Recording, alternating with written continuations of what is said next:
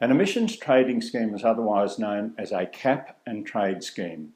The cap is a limit on overall emissions of carbon into the atmosphere, and that limit in Australia's case is a 5% reduction by the year 2020 compared with 2000 levels. Both parties have committed to that target. So that provides an overall limit on how much carbon can be released into the atmosphere. And in order to be able to release carbon into the atmosphere, businesses are required to buy a permit from the government. Now, when they do buy that permit, if it turns out that they can reduce their emissions and have extra permits, they can actually sell them to another business that wants to increase its emissions within the overall cap.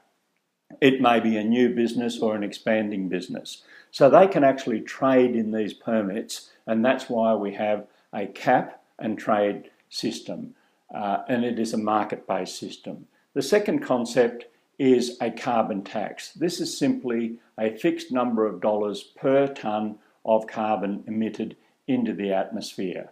The third concept is a direct action plan, which is proposed but not yet well defined by the coalition government.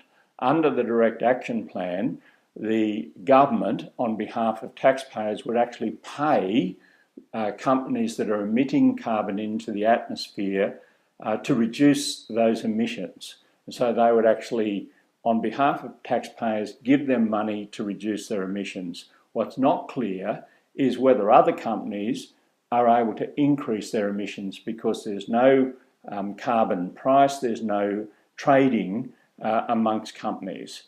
This is yet to be defined, but essentially the emissions trading scheme is a market-based mechanism. The direct action plan is a government-determined program. One actually charges companies for emitting into the atmosphere. That's the emissions trading scheme. The direct action plan pays companies to reduce their emissions into the atmosphere.